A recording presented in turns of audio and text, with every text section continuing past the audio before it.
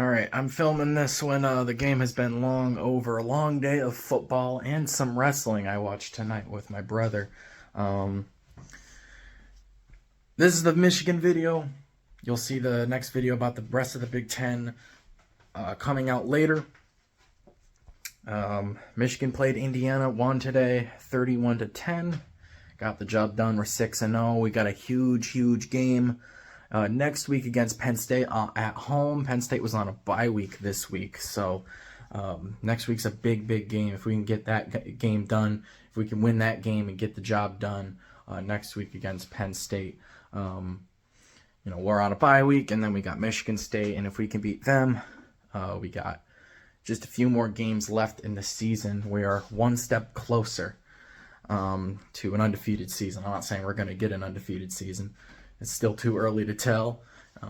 We can catch that loss at any time. And even today, I thought at one point we could catch this loss. Indiana played us really tough in the first half. They had me in the first half, not going to lie. Game was 10-10 at halftime. I was really frustrated. Michigan really couldn't get anything going. Defense looked confused, couldn't stop the fast-paced Indiana offense.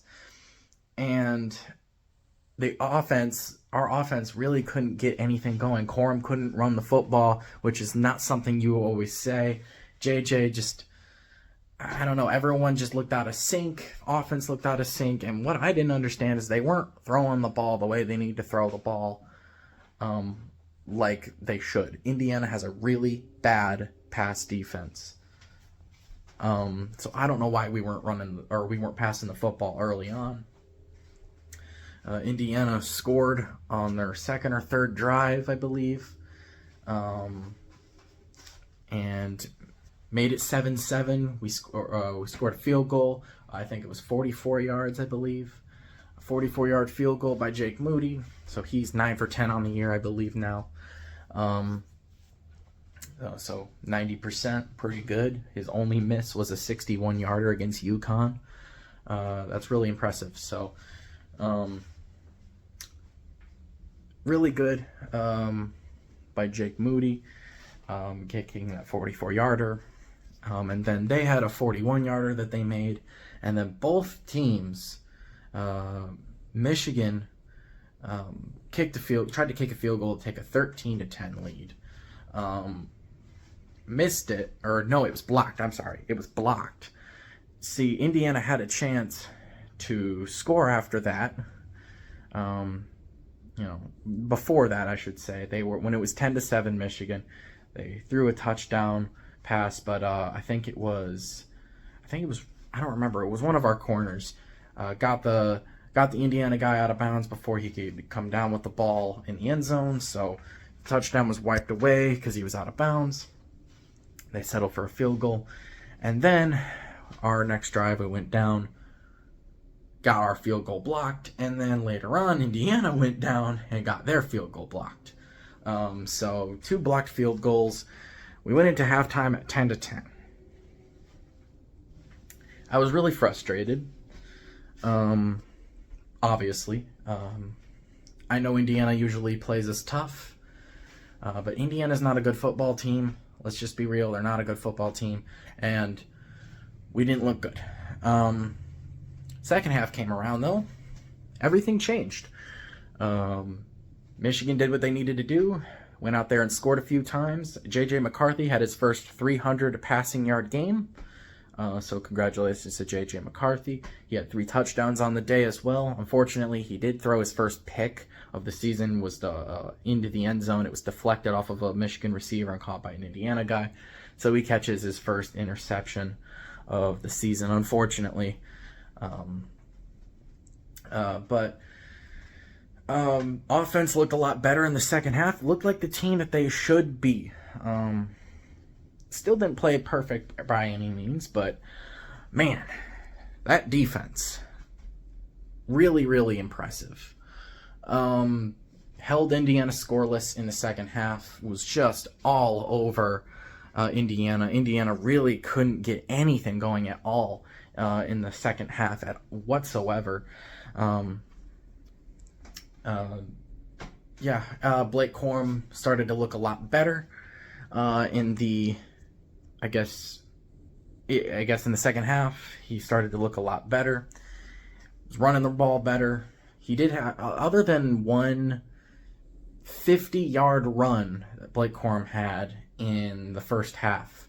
He really didn't do much in that first half. The second half, he put on a show like he usually does and looked really good. Got another touchdown on the season and another 100-plus yard game. So Blake Corum looked good. JJ still made little mistakes here and there, but he'll make those mistakes and he'll get better. He's still young. So, but yeah, McCarthy looked really good. Again, a 300-yard game, 3 touchdowns on the day. Looked really good. Blake Corum looked really good. Mike Hart. Oh, man. I guess we didn't really know what was going on, but I guess he had passed out. Mike Hart, our running backs coach. He also coached at Indiana, and he means a lot to the Michigan program and the Indiana program. He coaches. He's a running backs coach at Michigan. He coached at Indiana. He played football for Michigan. He's a very big part of both of these schools, and he means a lot to the fans and players and coaches of both schools.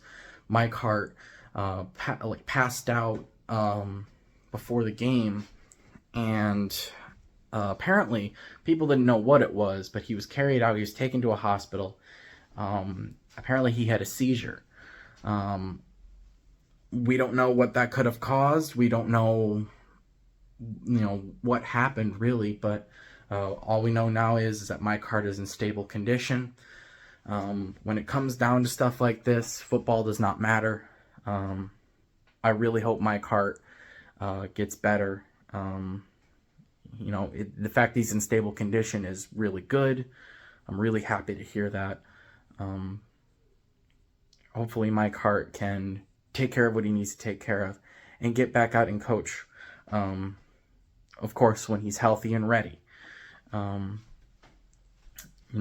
Obviously we don't want to rush him out. We want him to take all the time he needs and come back out for us when he's ready, if he even wants to. We'll see. But heart goes out to Mike Hart, and I'm proud of this team also for playing through that, because you could tell this Michigan and Indiana team, both teams were very emotional over Mike Hart being taken to the hospital, players not knowing what was going on and having to play a football game through that. Must have been really tough. So prayers for Mike Hart, all the love in the world for Mike Hart. I got a ton of respect for the man. Michigan man, Indiana guy, great to see that he's doing good, and that he's in stable condition, and that it's nothing super serious, hopefully. But other than that, to get off that sad note, Michigan got the job done today. Indiana, much respect. I don't hate Indiana by any means. I'm not one of these fans that hates every team my team plays. There's only certain teams that I do hate. Ohio State, Michigan State, Notre Dame. Teams like that I can't stand. Want to see them lose every week. Michigan State and Ohio State ended up playing today. Of course, I was rooting for Michigan State. That did not happen. We'll talk about it later. But Indiana's not one of those teams that I hate at all. There's no reason for me to. Indiana played really tough in that first half, and unfortunately for them, we were much too talented, and we made the necessary adjustments to get that, get it the mistakes under control, and have a better game plan. I wish we could have played like that the whole game. We would have won by 40 points, but can't play a perfect game every week, I guess. Definitely can't play like that next week. We got Penn State, so So we got Penn State next week. Sorry about that interruption.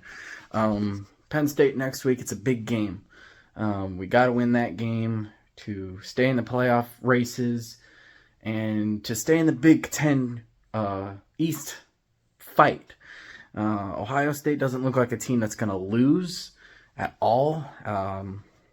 So we got to keep winning just like they are winning. Of course, if they could lose a game, that would be great before they get to us. Now, there's no guarantee that we win that game against Ohio State. In fact, right now, it doesn't look like we are going to, but, thought the same thing last year. We ended up winning, so that could change. When it comes down to that game, we could still win that game. I don't see it personally, not right now. Not the team that I see Michigan putting out on the field. I don't see that team beating Ohio State right now. I'll probably talk about that another day. My reasons why, because it would take too long to get into it, and this is just a post-game reaction video. So, but yeah, Michigan gets the job done. Looks really good in the second half. Looks really good. And next week is Penn State at home. It's a noon game. Thought for sure this would be the night game. What? Hold on. Why is this not a night game? I thought this is the Mays-Out game, right? When I was at the UConn game, they put up on the Jumbotron that the Mays-Out was against Penn State. They hadn't announced the time yet, but with it being a Mays-Out, I had just assumed, this is going to be a night game in Ann Arbor, like a 7:30, 8 o'clock start time. It'll be dark out. It'll be big stage, Michigan, Penn State, top 10 matchup, which we're pretty much confirmed is going to be a top 10 matchup next week now after Penn State was on a bye week this week. Michigan won today against Indiana. Michigan 6-0. Penn State 5-0. I thought for sure this would be a night game, but this is a noon kickoff. So I'll react to this game next week. First really, really big game of the season.